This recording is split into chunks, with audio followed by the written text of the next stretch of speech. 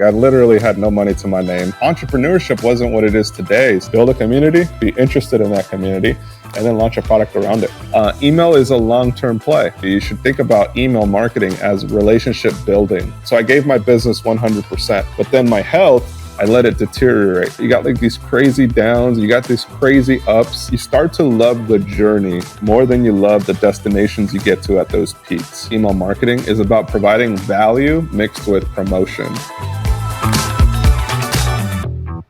Welcome, everyone, to another Omnisend interview. Today, I'd like to welcome John Santos. John has extensive experience building e-com companies. He's the founder of StreetCrafter and the Santos Studio. So, John, welcome, and thanks for making the time, man.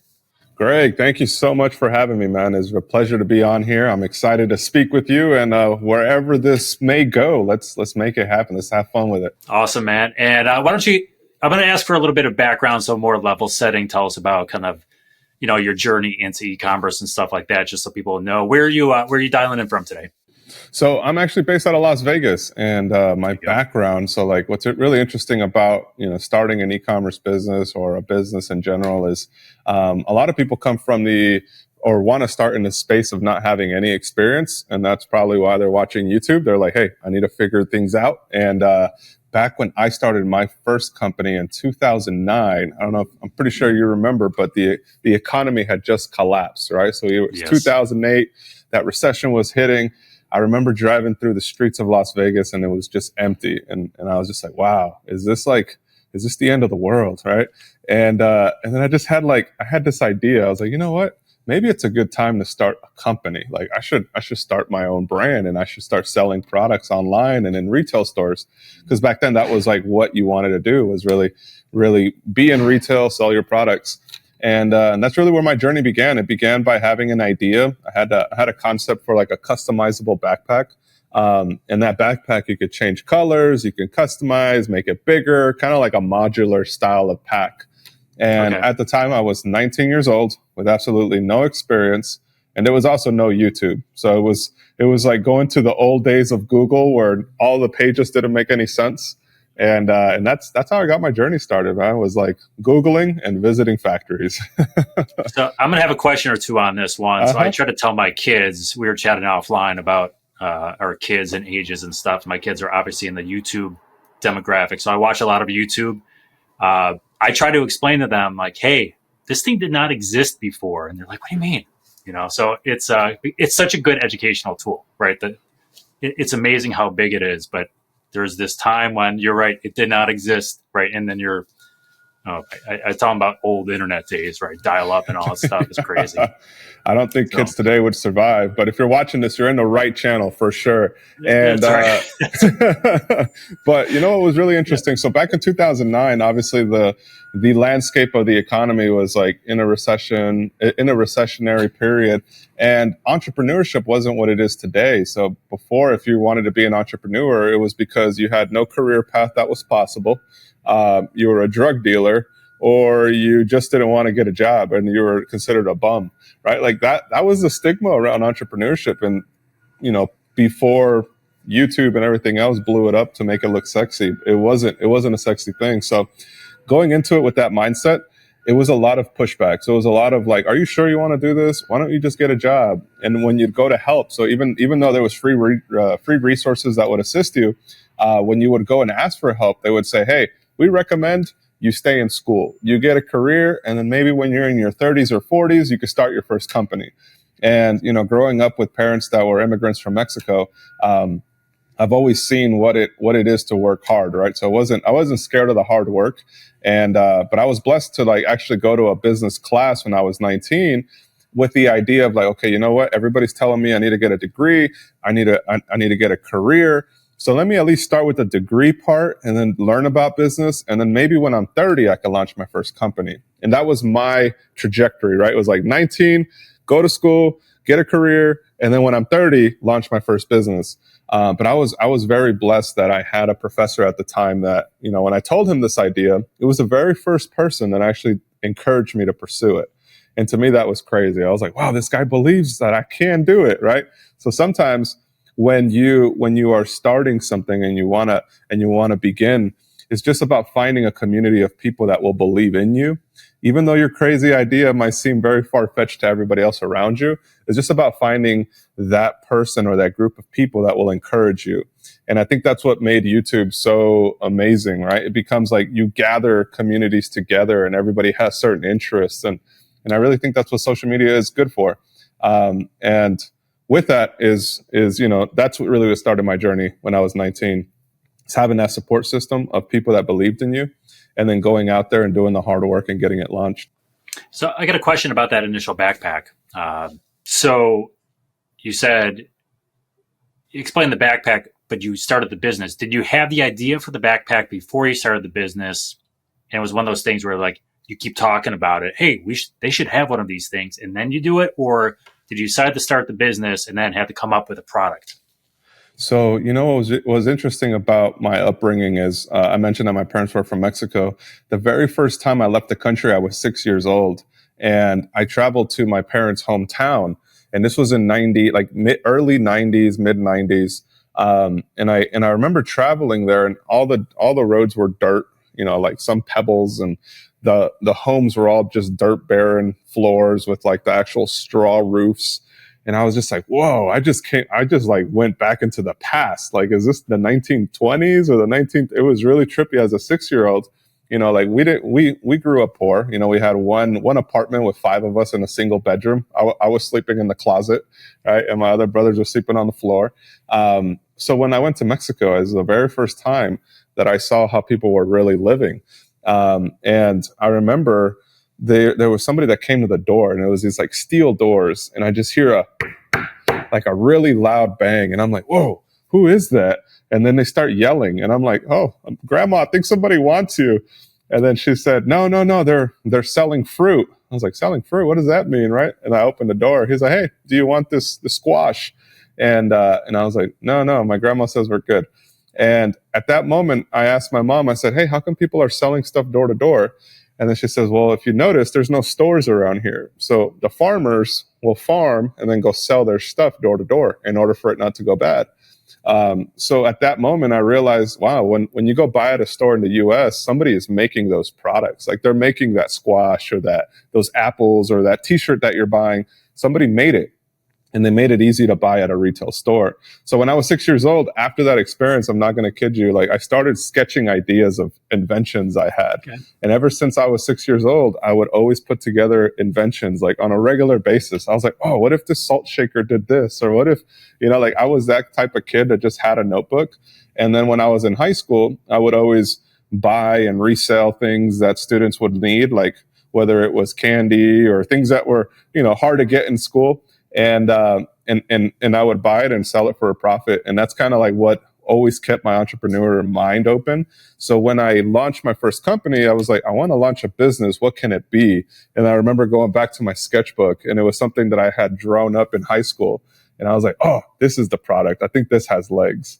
And that's how that first idea came to be. It was like going back to my ideas and saying, okay, what type of business should I launch? I noticed that backpacks hadn't changed. A lot of the backpacks were still the same up to that point. And this was right before like Herschel Supply Co. So whoever's watching and follows bags, Herschel was a company that came into the scene around 2012, 2013. So this was about 3 years before they even popped off and saw that there was a demand in that space. But we were 19 years old and we didn't know what we were doing. So it was a very, very fun experience. So what did you take away from that? So obviously you start a business today, right? You can use BigCommerce, Shopify, whatever you want to do, and slap up a website in 20 minutes, less if you've used it before. Back then there were tools out there, right? Magento was out there, but I was chatting with someone laughing about this a couple of weeks ago, but like I did that and I was using ZenCart, right? So it's like not quite as intuitive. How did you go through that process of one, starting it, learning the tools you need? Obviously Google there, but walk us through kind of your process a little bit, but more so what you learned from going through that, because what you learned back then is probably a little bit different than what you would do today if you're just starting out. Definitely. And this is a very fun story for everybody listening. So remember, I was 19 years old when I came up with the idea. So I approached my professor, and I didn't have any money. It's not like I had a some savings account that I had like thousands of dollars in. Like I literally had no money to my name. I had a full-time job, so I was blessed to have a full-time job. I was able to pay for school that way. But because I was earning over a certain amount, I had to pay for all my college. So it was like whatever I was making in at work, I was spending at school. So it was like it zeroed out, right? So I remember going up to him and I said, hey, so he told me, hey, make a business plan. All right. So how are you going to launch this business? Like, this is called a business plan. Work on it this semester. At the end of the semester, let's figure out what you need and let's figure out how you can get that money. And I said, okay, that's a great plan. So we drafted it. And the number that came up was like 20,000. And I was like, wow, 20,000 is what I need, because back then I was, to answer your question about e-commerce, I called a bunch of agencies up, right? So like I didn't know anybody that developed websites. So I called like local places. There was local businesses that were about website design, business card design. Like it was crazy. They had like local businesses with office spaces building websites. Like to me, I was like, whoa. So I walked into this building and they're like, yeah, we could take care of you. And I was like, all right, cool. So I need the site to do this. I needed to be able to customize bags. What is it going to cost me? And they said, okay, for the version of you to be able to do exactly what you want in a prototype, mid-level stage, it'll be $3,500. And I was like, $3,500 to build a website? And they're like, yeah, it could process your payments. It'll be mobile. It wasn't even mobile friendly because this was before cell phones were, mobile websites. So it was about $3,500. And I remember I put that in the budget of like what we needed to start. I need a website for $3,500. We need materials, which is going to run about $8,000. We're going to have another like $8,000 manufacturing cost. That leaves us with like $2,000 to $3,000 in marketing and advertising, right? And that's how I was going to use my $20,000. So I remember I was like, that's a lot of money. It was probably all I would make the whole year if I just worked and saved it up. And I remember hearing about business loans, and people would always say, hey, go to the bank. If you have an LLC, you can qualify for a business loan. So I went to so I had my LLC, right? So at that moment, I was like, okay, LLCs are I think it was like $300. I was like, let me form the LLC. I have a business plan. I have in that business plan, I got exactly what I'm going to do with the money. Let me show up to the bank. I showed up to the bank, gave them my business plan, said, hey, I want a business loan. They said, how much? I said, 20 grand. They said, absolutely not. You have no business credit. You have no business experience. Do you even have a business degree? I was like, no, I'm working on it though. I'm working on it.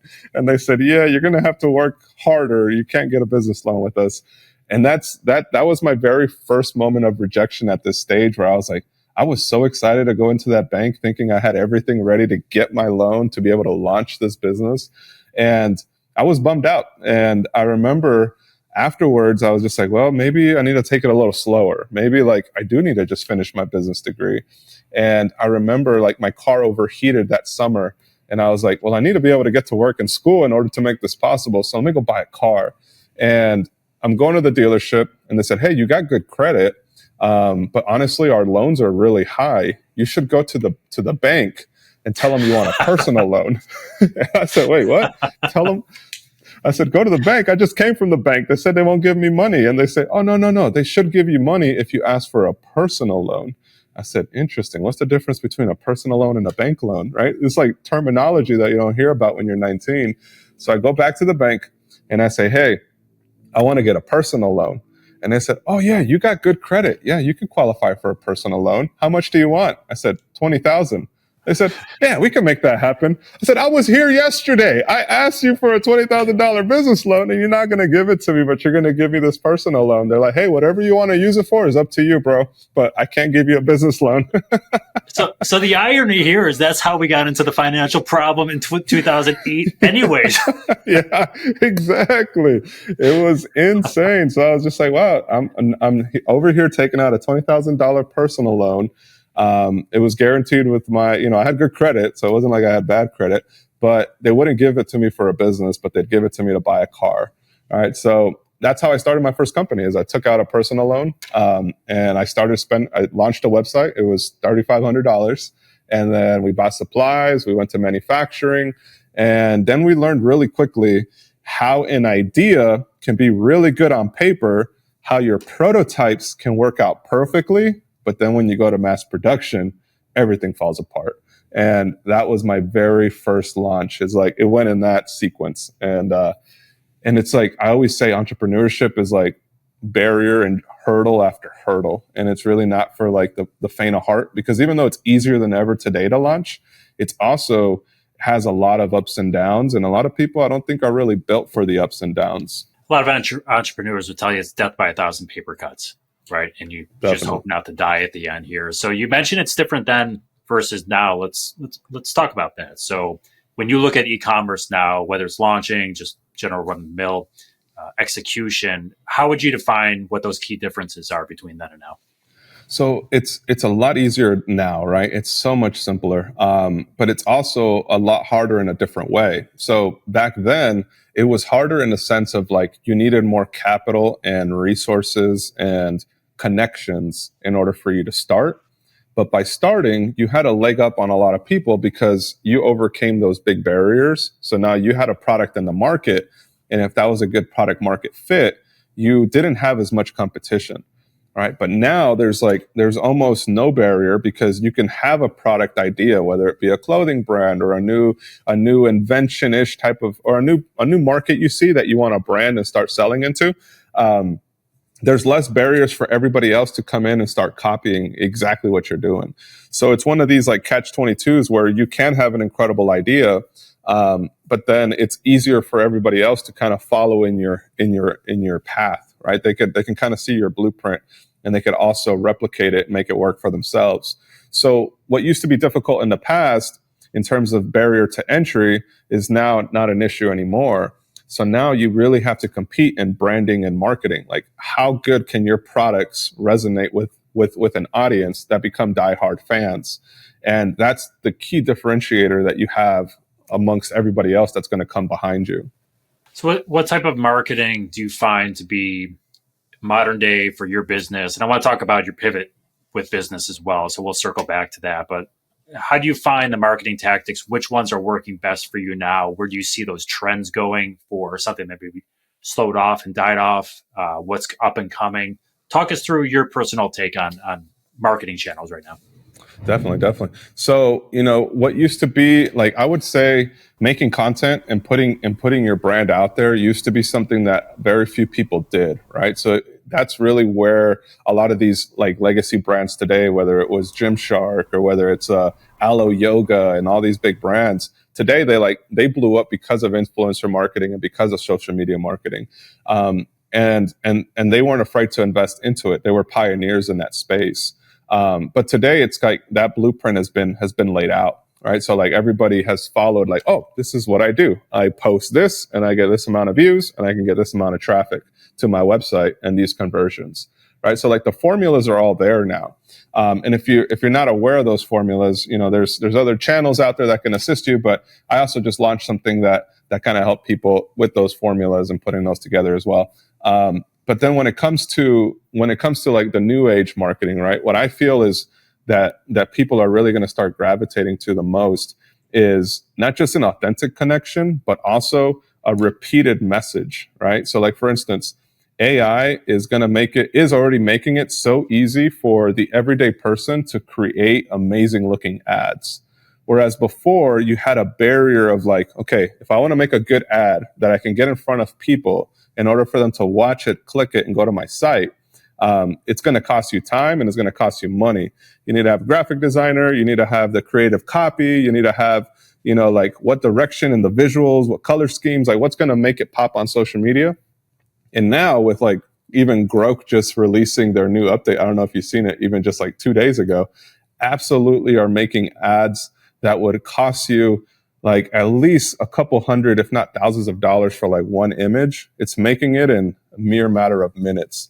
And I feel that with an authentic connection, so like brands that are focused on authentic connections with their customers and are then able to really put ad spend behind it, it's going to be a really interesting time in e-commerce where people are literally able to actually start investing into advertising because they're seeing good creatives, but it's also going to saturate the market. So at the end of the day, it's going to be about whose brand and message is more clear and which products are delivering on that promise. So it's gonna be a very interesting space in the next year or two. I feel like it's definitely something that I wouldn't have imagined happened as fast, but it's happening in real time today. And like just 2 days ago when that launched, I was like, whoa, this is absolutely insane. Like I know how much I used to spend on a graphic design, and I know how much, like how many hours it took to create that. And now this thing is just outputting it in minutes. So it's not going to be about necessarily about putting out, it's every brand has a shot now if they're leveraging those technologies.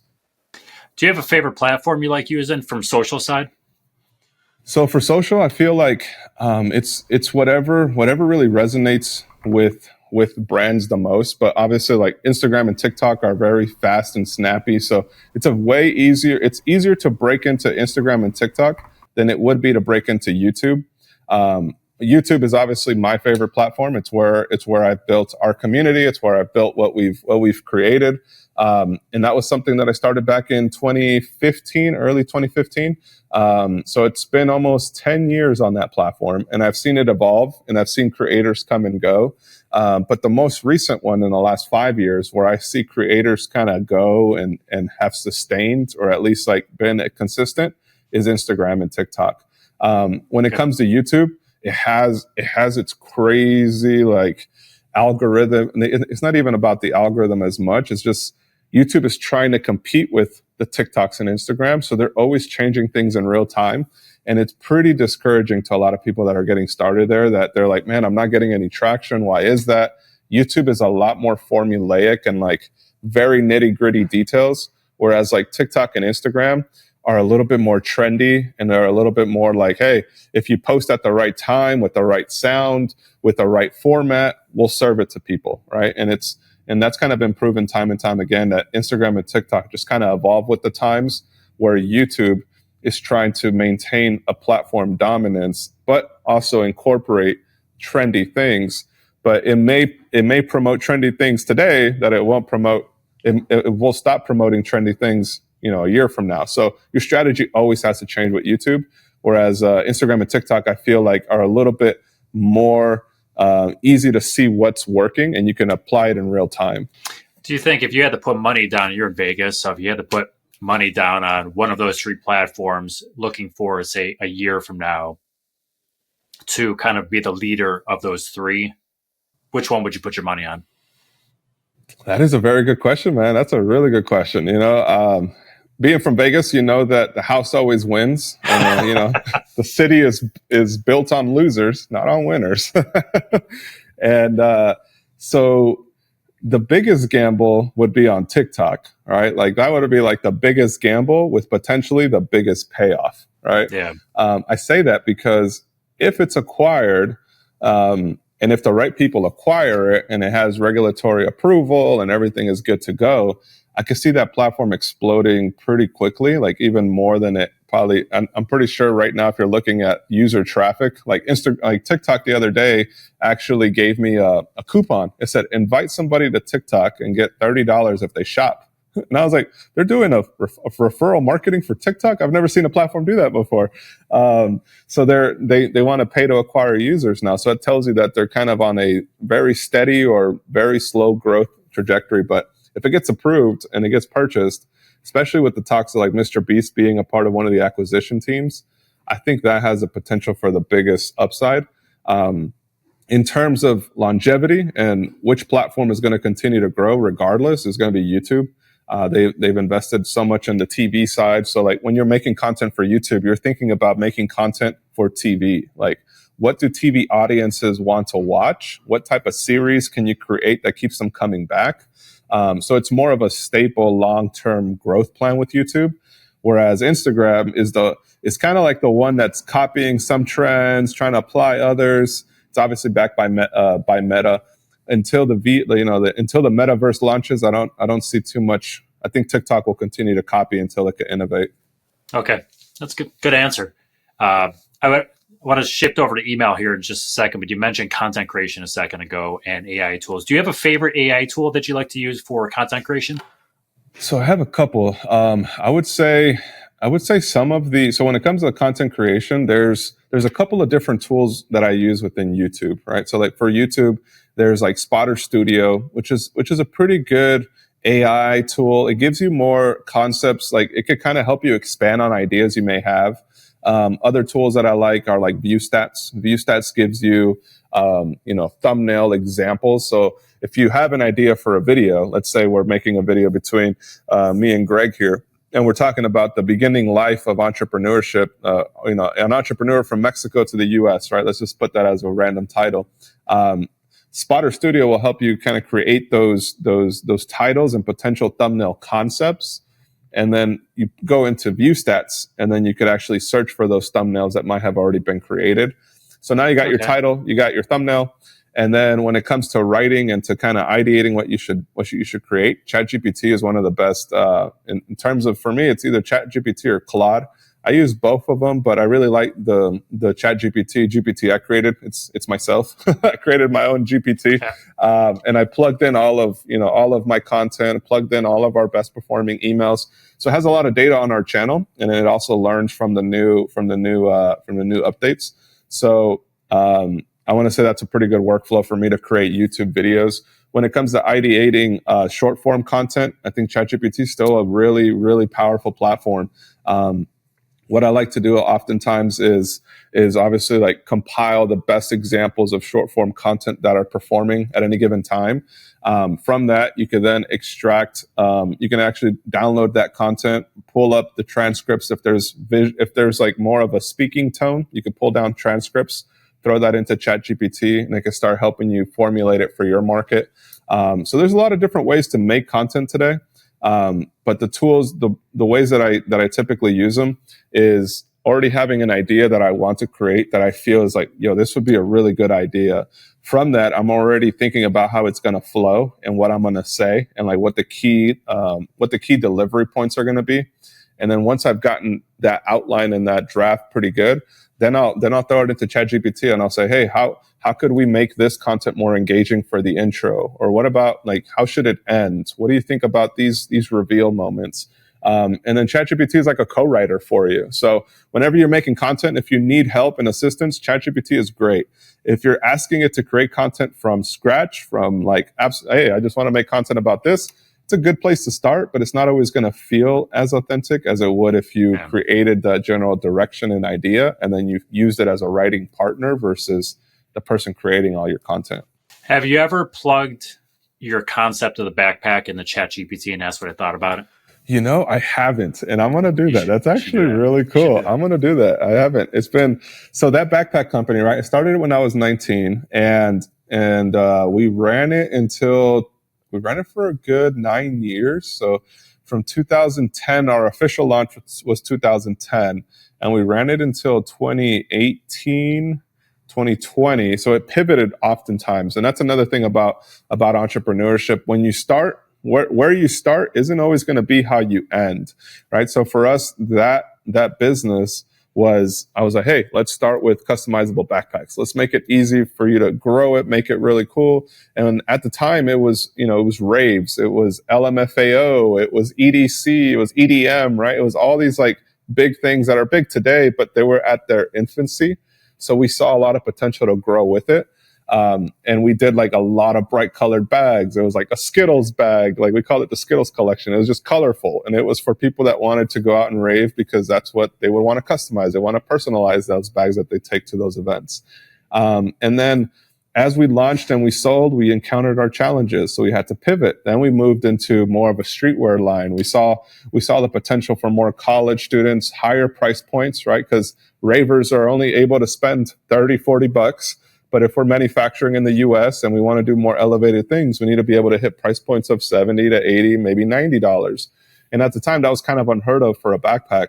So we needed to go more into like premium fabrics, faux leathers, dye sublimation, more like elegant looking designs. So we dove into like designing very elegant looking products. And then afterwards, we actually released it at a big trade show called Magic. And that's really like the pivotal moment that I feel that everybody's going to have in their journey. It's a moment where you got to reflect on like, what is it that you really want to do? And what is it that like, it's about realizing what you can control and what you can't control, right? So for us, that moment was about, we put all of our heart and soul into launching a 16-piece collection. at this trade show. At the time I had a part-time job, and they said, hey, you have 3 months to do this collection. If you could do it, like, you guys are going to be in every retail store across America, right? It was like one of these dreams come true moments. So we connected with this distributor that had, Wiz Khalifa. It had all these major brands that were already being sold at all these stores. And they said, hey, we need a backpack category. You guys seem like you know what you're doing in terms of design. Like, we'll give you guys patterns and things that you should play with.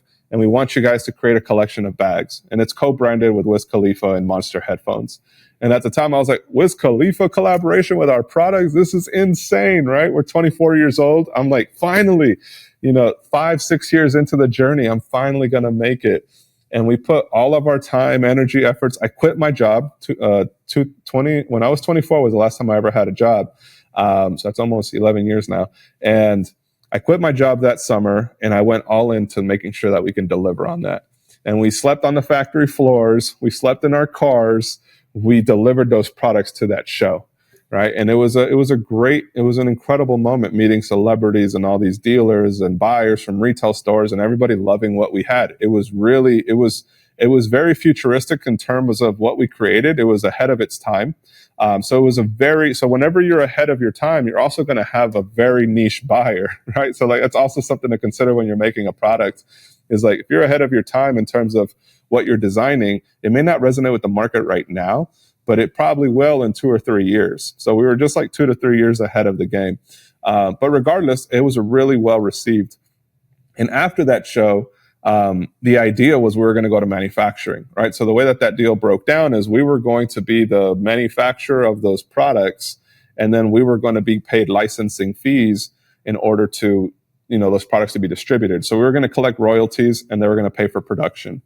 So we were like, it's a good way to get the brand out. We're in all these stores. We can potentially go global. So, a licensing fee mixed with a manufacturing fee, like, it's better than nothing, right? It's better than not getting our products out. So we gambled it, and we went in on it. And at the end of the day, the distribution deal fell apart because the investors that were a part of it pulled out. So I was left in my room at 24 years old, just writing the highest moment of my life, to now literally like living a life like, what am I going to do? Like, is entrepreneurship really going to be something that I do? And I just remember feeling that at that time, like, okay, maybe it's time to call it quits. Maybe I shouldn't pursue this. Maybe I should get a job. I'm 24 now. Like, maybe I should start a career. It's not too late, right? And then I just remember my girlfriend at the time, who's now my wife, she said, hey, whatever you're feeling, you know what you should do? Just make a YouTube video about it.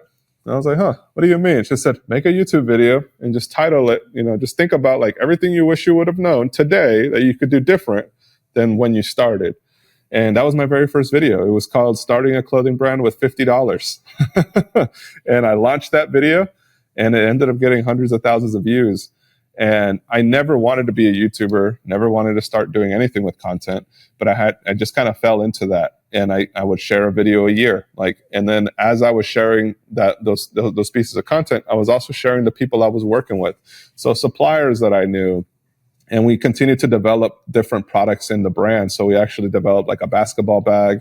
We ended up on Steve Harvey's Thunderdome. So I was on national TV, pitching like a Shark Tank type of product, right at like 2018. So it was a lot of like ups and downs, right? You got like these crazy downs, you got these crazy ups. And then through it all, you start to love the journey more than you love the destinations you get to at those peaks, right? Because it's always like an up and down journey. But as long as you're progressing on the upward trend, like you should look back and realize, you know what, this is all part of the journey. And the more you remind yourself to do that, the less difficult it seems. Kind of went on a tangent there, Greg, but no, it's perfect. Hey, the more you talk, the less I talk, the better this is for everyone involved. So it's good. I really love the backstory too. Question about that. So you've got this brand. You are thinking about expanding product lines, and that's going to come with an increase in investment, right? From your side, you're still working a part-time job, so you're not making gobs of money, right? So you've got a budget and stuff like that. That scares a lot of entrepreneurs, and that's part of the risk. It's part of the deal. You sign up for that. But how'd you pull the trigger on being like, hey, you know what? We need to go up in price point. We need to get this we see this is where the trend is going, and that can always be wrong. You can guess or see the wrong trend or something that dies. How'd you make that decision and be like, yep, we're going to invest in this, and then let's hope it works out at the end? Man, that's such a good question. So, there, like I said, there's always like pivotal moments that will push you to growth, right? It's like whenever you're hitting a ceiling, it's because you're now being challenged to grow to that next level.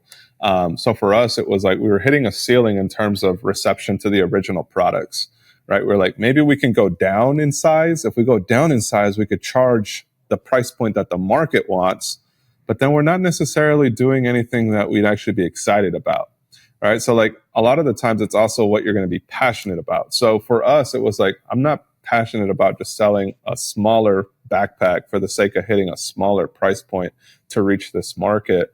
I want to see what we can do. Can we be the streetwear brand for the college student that's now directly competing with Herschel, but not in a Herschel way, right? Because Herschel was kind of going after the minimalist hipsters. We wanted to go after more streetwear luxury at a price point that wasn't, like $1,000.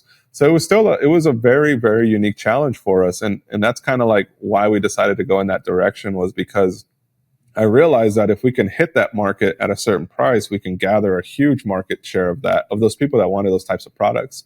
So for us, it was an investment in our time, because now you have to think about like the R&D that you're going to do to create a new style of bag.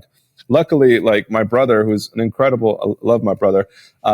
He was like, hey, you know what? Like I can learn this. This is easy. Watch, I'll learn CAD by tomorrow, right? So he was literally learning CAD. We invested into some plotters. So here he is printing out patterns that he's designing in these CAD programs, and now he's also stitching them up, sewing them, making prototypes in real time, which was something that we couldn't do before, right? So when you're talking about a budget, like, hey, you got a part-time job or you got a full-time job, you have minimal to invest into your brand.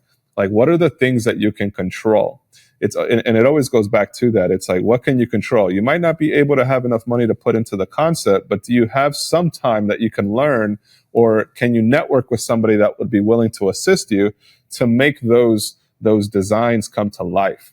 Right. And for me, it was my brother. He literally was like, you know what? I'm in high school. He was in high school. He's like, I'm in high school.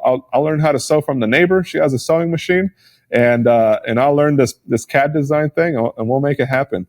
And that's really what allowed us to go in that direction. It was about realizing we needed to pick up new skill sets, and we needed to like put our heads down and make it happen. And it also helps. I will have a huge disclaimer here. It also helps that at the time I wasn't married and I didn't have kids, right? And like those are two big disclaimers I got to say.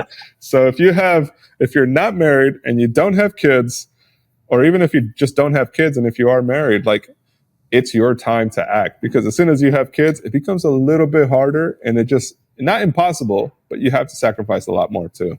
Well, it's so funny you say that, because when I had my first kid, I would talk to people and I would go, what did I do with all my free time before? And then I had the second kid, and I go, what did I do with all my free time when I only had one kid? So you've got time there. You might not feel like it. You got to carve it. Like for me, it's carving out that like 3 to 5 a.m. to do my thing. Like, gonna go to the gym, gonna make sure I start working in the morning before everybody wakes up. And then by the time the kids are up, like I help my wife with breakfast or like get the kids ready. And then I'm out at the office all day, right? But at least the house has some sort of structure. And I think that's also an important thing that a lot of people that are starting kind of miss, is that I feel like you got to give it your all 100% of the time. Oh, you got to give it your all. You got to give it your 100% regularly in all aspects of life, right? So I think some of the most important things I learned over the last 3 years is how important it is for your health, your relationships, and your businesses to all be flowing at a good level and a good rhythm, right? Because for years, like, I just put my head down and I didn't talk to my family, and I relationships, friends, I didn't have many friends. Like, I just put my head down and I was just working, right? So I gave my business 100%. But then my health, I let it deteriorate, right? Like, I wasn't in shape. It was a lot of stress, and there's only so much of that your body can take before it starts to break. So I feel that your health, your business, and your relationships all got to be flowing at a good rhythm. And in order for that to happen, you got to give 100% to each of those pillars on a regular basis. So for my health side, like I give it 100% on a weekly basis there by just making sure I'm doing an hour a day, 7 days, six days a week minimum, right? For my relationships, it's about like, I might not spend all day with my kids or much time during the week, but on those Saturdays and Sundays, like what am I doing that makes it really memorable for them? So I spend all my time and attention with them. And then they know that during the week, Daddy may not be available. For my wife, the same thing. Like, what can I do to help her and to make her feel special on a regular basis?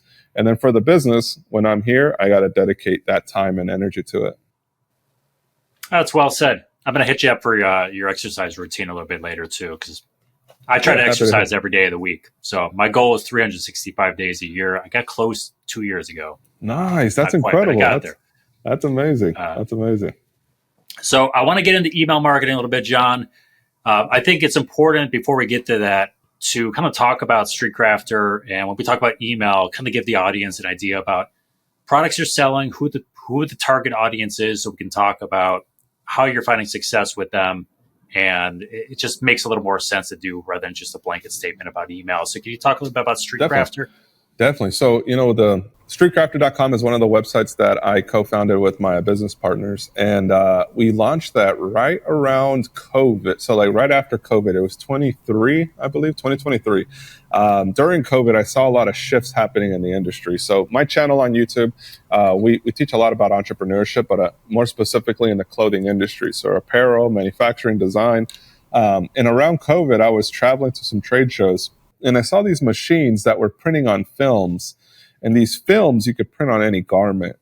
And I was like, interesting. Like back then, the main staple of print on demand, meaning like if you're working with a Printful or a Printify or a Gelato, they had these like huge machines that were about $300,000, right? $200,000 to $300,000. They're like Ferraris or like very expensive cars. And that's how they were printing your apparel that you would order through them. So if you had a print-on-demand business, these machines would essentially print your design and they would ship it for you.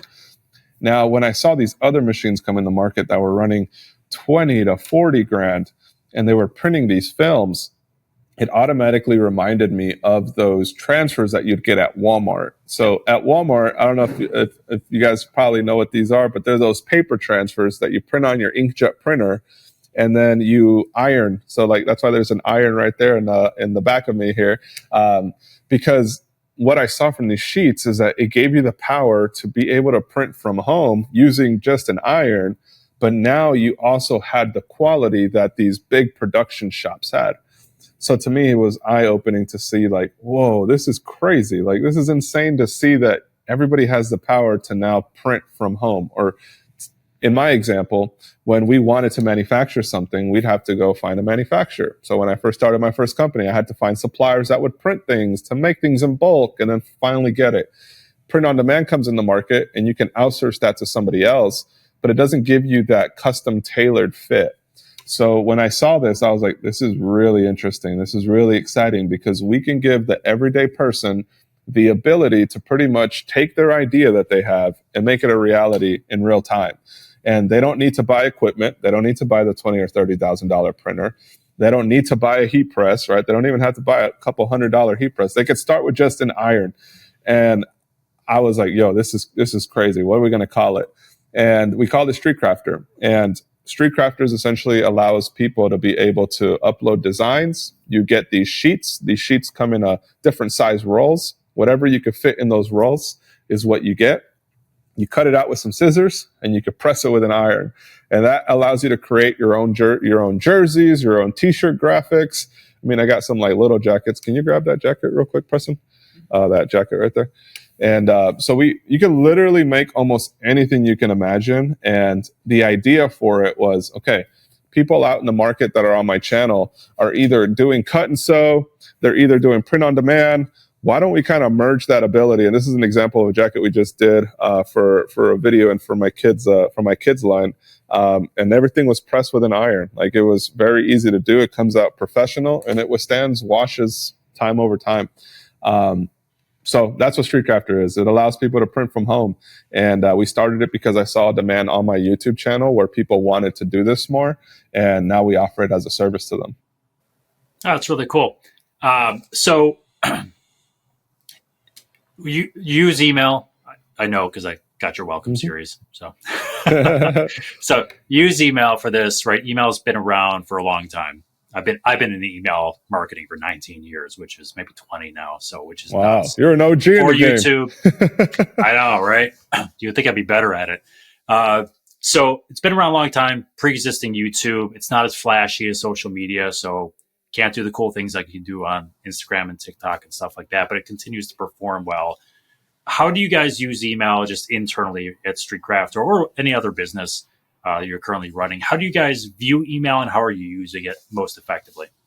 So email is like, I've been using email since 2018, I think is when I got my first email opt-in where I was like, I have a YouTube channel. I should be connecting with people. I should be like reaching out to them instead of just my YouTube videos reaching them. So I launched it in 2018. To date, we have a little bit under 80,000 emails. And what's crazy is that the email open rates are like 30%. So out of those like 60, 70, 80,000 people that are on our list actively, we get like 20,000 people reading an email. And that's kind of crazy to think about where you're like, whoa, this person, 20,000 people just saw my message I sent out to them. And what's even trippier is that sometimes this will be like almost every time I run into somebody that recognizes me from my YouTube channel, I'll run into them at a trade show or maybe at a restaurant or somewhere just out in public. And they say, John, man, I just got your email yesterday. And that always trips me out, man. I'm like, whoa, that's so cool. Like, you're on the list? Like, yeah, I've been on that list since like 2020. And I was like, that's like 4 or 5 years ago. It's insane. So when you get that relationship, right? And this applies to brands. So we apply the same concept to the StreetCrafter brand. It's really about building relationships with people. When somebody subscribes to your account, if they subscribe either because they want a discount or they're interested in learning more, they show intention. And intention means it's like making a friend, right? If somebody says, hey man, I like your shirt, and you're at the gym and you're like, thanks bro, I appreciate it. And then if you never talk to him again, and then he's probably never going to talk to you again. But if you're like, hey man, you need some help? Like, yeah, sure. Now you become a friend, right? And then if you're like, hey, you want to buy some supplements from me? It's like, oh, that'd be awesome. Like, I love what you're doing, right? Like, I love that you're always helping people out here. I see that so like, it's about building relationships with people. Email is a long-term play. It's not a very short-term. It does have short-term results, like where you could send out promotions. It's like 30% off this product, and you'll get those conversions, and you'll see literally hundreds, if not thousands of dollars worth of sales when you're ready to program sales. But as a strategy, you should think about email marketing as relationship building. How do you start to bring people that were interested in what you offered? And how do you build a relationship with them over the long run?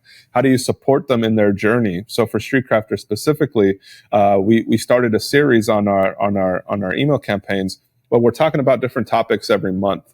So this last month in February was all about, perfecting the actual press, right? So we were talking about different techniques, different ways to do it.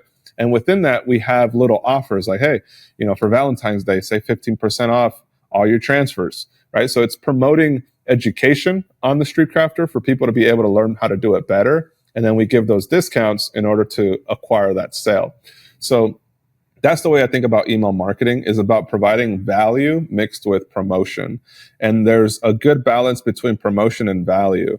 So and people will know if your email is about promotions or if it's about value. So like if you're only running promotions, chances are people aren't going to be opening it up as much.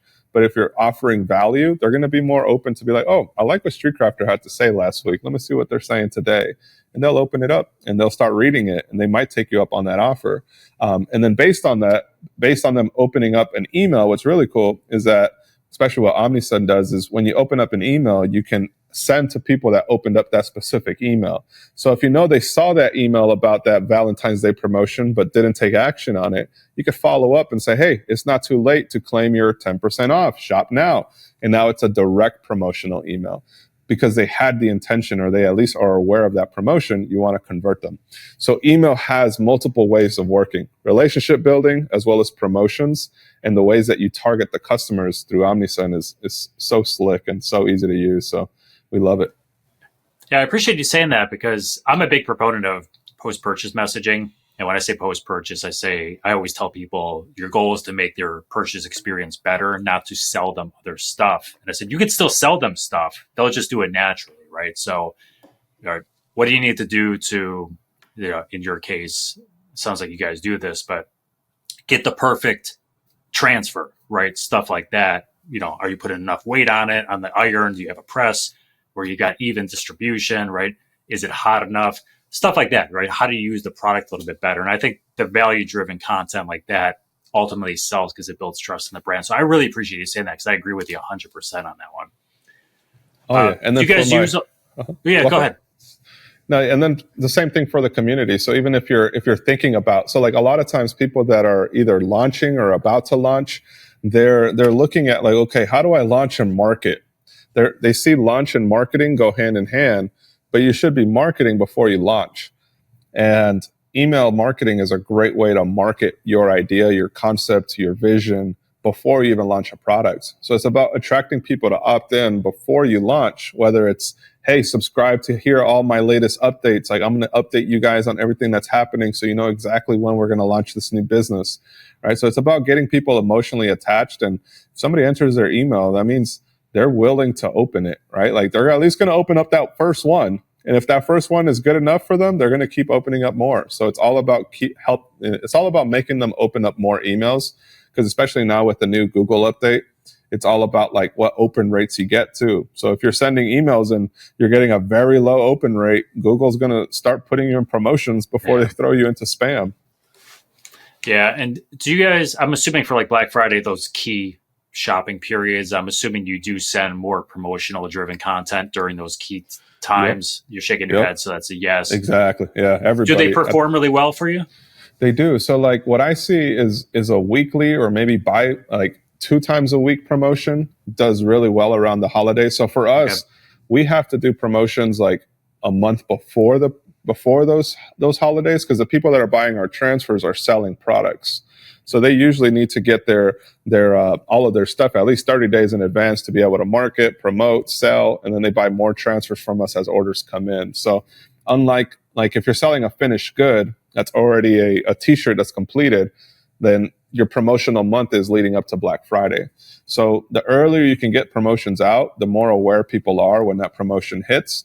So we typically see a pretty good open rate around those holidays, because everybody's like, okay, what am I going to buy for my family, or what am I going to make for my brand this coming season? So there's always you got to be aware of the windows that people are buying and using or buying your stuff. Yeah. Do you guys use SMS a lot at all? You know what? I haven't yet, and I need to dive into that, because we have a lot of numbers. We're gonna jump into that this coming quarter. I wanted to have good sequences, a pretty good flow of emails on all the platforms, and now we're gonna start SMS, because I see how powerful that is. Like, I think it's like a 95% open rate, some crazy open rates with SMS marketing. So we're definitely gonna dive into that. Do you personally subscribe to any brands SMS? I have my friend's brand, the guys at Mentality I'm subscribed to. They do a pretty good job at promotional SMS messages, because then it also, like, what's interesting about SMS is that it's going to charge you regardless, right? So it's like a 0.1 or whatever rate you end up getting your SMS messages at. So if you got 100,000 people on your SMS list, like, it's a couple $1,000s every time you send. Yeah. So they only send for big promotions or to like limited intent buying. Like if they've already purchased and they want to move a certain product, certain strategies that reduce their cost but increase their return.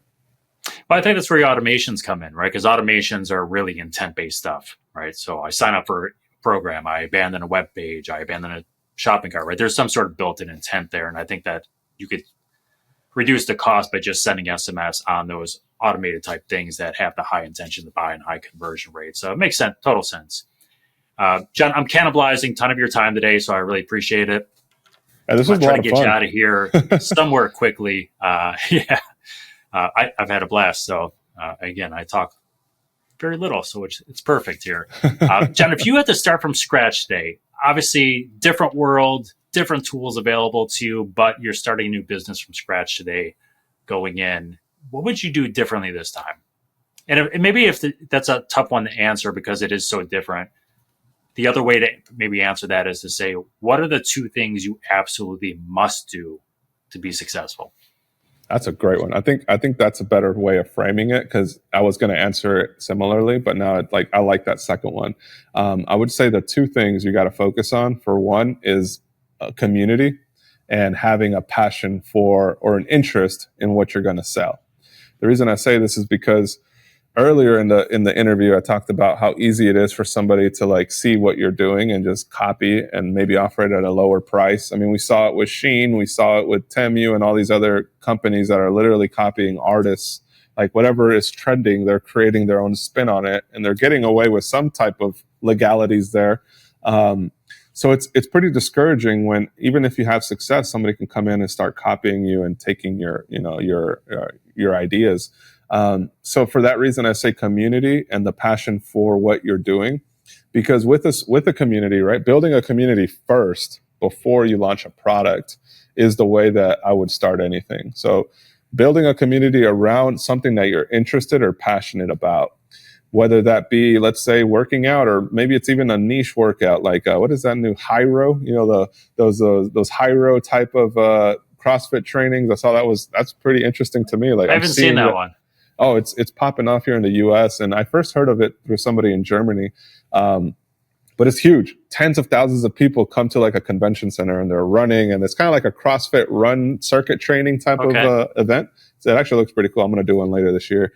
But those types of things are a very interesting niche, right? Like it's almost like you have an interest in something, right? Everybody has interests. So finding what you're interested about and then seeing like, okay, what are the things that are really starting to trend upwards, right? Or like, for example, if you wanted to do a marathon, like a marathon type of brand, it might not get as much traction as like a high roast driven CrossFit style of approach, right?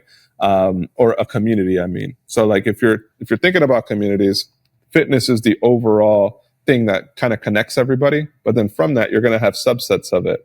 So how do you start getting a market and an audience in those subsets of those niches? And because interest is so high in certain sports that are trending up, you could reshare that content, or you kind of be that platform that helps spotlight others. And by building that community in those pages, you start to get people with a certain interest that are gathering around those pages. So when you're ready to launch your product, you can get real-time feedback and insight. And they could say, yo, that is really cool. Like, where can I buy it? Right? And then now you can actually develop the product and make it available as part of your pages or your brand's collection. So by building a community, you're protecting yourself from just like everybody else that's going to come after you, because they recognize that you were the one that started this, and they have some sense of loyalty if you implement the right email marketing and the right content strategy. So community being first, and then the second with the passion and interest, you got to be passionate about what you're selling to some extent, meaning like you have to be aware of what's happening in the market in order to pivot and to be able to create content that resonates with people first, right? Because when it comes to Instagram and TikTok, everything is very trend driven. So if you're behind a trend because you really don't have an interest, but now it's like clearly on your radar because everybody's done it, then it's going to be very hard for you to break in and grow that community. So the more interested you are about what it is that you're doing, the more insight and angle you can speak from, and the realer and more authentic it looks to everybody. So I would say community and an interest in what you're doing is where it should start. Build a community, be interested in that community, and then launch a product around it. Well said, John. Well said. Okay, I've got to ask, because you mentioned this a couple times in the interview, and I didn't want to break topic, which I'm really good at. You mentioned a part-time job a couple times you used to work at. What were you doing? Very good. So my first full-time job when I was 19, I was a police. I used to work at the police department for LVMPD.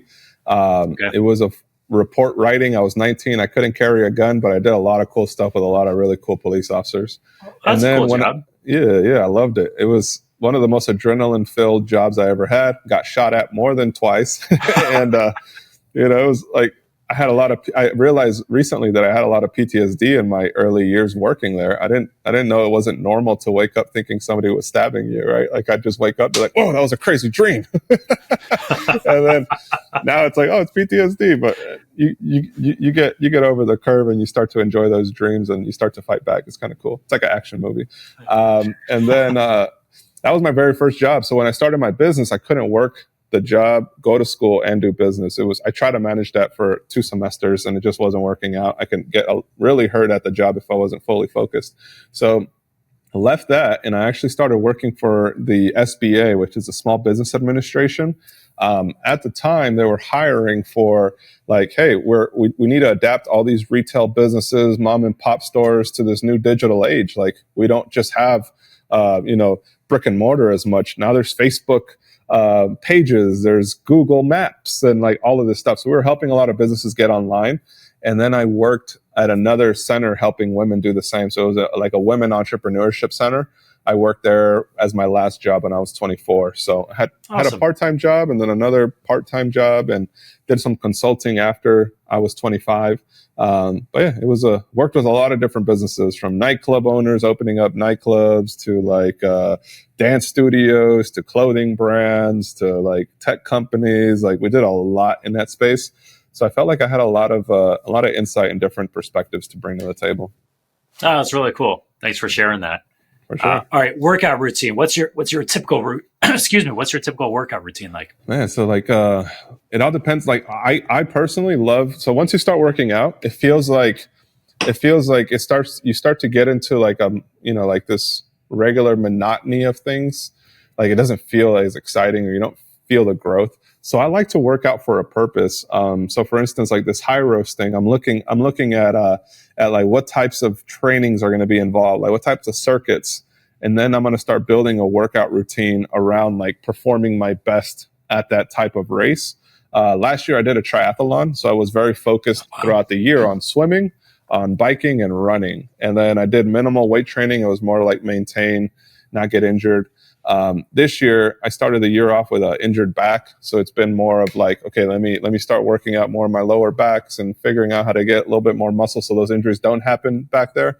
And now I'm going to start preparing for that new type of workout thing that's hitting the market. It's really becoming super popular. I saw my friends doing it. I'm like, yo, that looks so cool. I've heard of it, but I haven't seen anybody do it till now.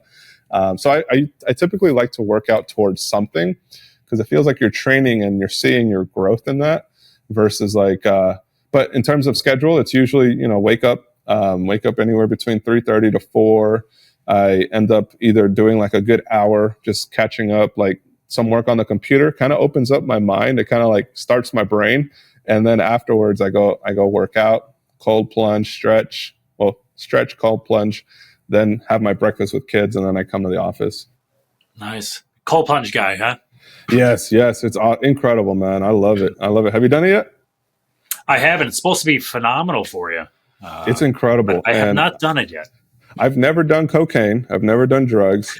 But when you start looking at the study and research around cold plunging, they say that the dopamine levels are as much or higher than, so it's as much of a dopamine hit as if you were to just do cocaine.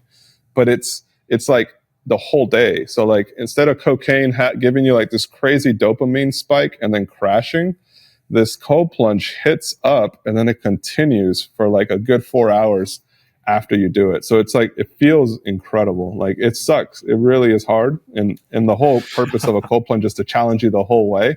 So it shouldn't be comfortable and you shouldn't get better. It should always suck, or else you're not doing it right. I've heard the same thing about the dopamine on it. So I'm a big temperature guy when it comes to muscle recovery and stuff like that, which is why I've always thought about it. So last one for you, John, and then I'll let you roll. Vegas, someone's coming there. Is there something, like one thing that no one ever realizes they should do when they're there? It's kind of like one of these hidden local things that they should do next time they come out that they just don't know about. That's a really good question. I would say if you're into the arts, so like I grew up here, so I've seen the city grow and I know about like every spot there is. But it's always surprises me when I do learn about something new. I'm like, oh, I haven't been there. So I go check it out. But I would say one of the things that's often overlooked is Area 15. I think Area 15, right across the strip, is a really cool place if you're into art and into like installations and into like experiences that are immersive. Okay. I personally like visuals like that. I love like movies like Ready Player One, and like all these like really big budget to like see what type of effects people are putting into their content. So Area 15 is like a real life version of that. I feel like that's really cool. Awesome. But if you don't like that, then obviously like an underlooked thing is definitely like Red Rock, or even Zion, which isn't too far from Vegas, like about a 3-hour drive. Incredible, beautiful. It's definitely worth the trip. Awesome. Well, John, thank you for your time today. Any closing remarks you want to make to the audience? I think my main closing remarks is, if you're starting or if you're in it right now and you're like, man, how do I overcome these challenges I have? The biggest thing I've learned this year is to like just stop listening to music. Don't be on your phone. Like if you're driving, or if you're like in the bathroom, or if you have moments of like little peace that you can, like little pockets you could create, whether it's like when you're eating lunch or when you're driving, just put that question to the head that's like challenging you. So like whatever that question may be, that hurdle that you have, put it up and just say, okay, this is my hurdle. How do I overcome this? Your mind starts working when everything else turns off. And that's very powerful lately for me. I've always heard about it. I try to do meditations and all this other stuff, and I don't have the time to do meditations now, but everybody's got the time to just quiet their devices when they're driving, or they're doing something that you don't need to be on your phone all the time. So like by just putting that question up, you start getting answers that you wouldn't necessarily think about, at least not as fast, right? So I would say that is a really good practice to start to do, is just like put those problems that you have up, and somehow the answers come down. So whether you believe in God or not, it works.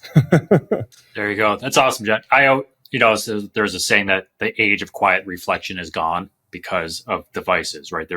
You sit down on a bench and you're immediately on your phone. So I appreciate you saying that, because I try to do that at least once a day as well, whether it's driving. Sometimes shower is my big place, right? Yes. I do my best thinking in the shower. So it is, and it's because your brain and your mind is like completely off, and like the water is like, that's the theory, right? It's like because your body's stimulated in different ways that like your mind has a time to just think. Yeah. So awesome, John. Well, I appreciate your insights, your time today. So John Santos, everyone, founder at Street Crafter, YouTube influencer. If you want to find out what John's up to, you can check him out at streetcrafter.com. Also on YouTube at John X Santos. So thanks everyone for your time. Until next time, happy marketing.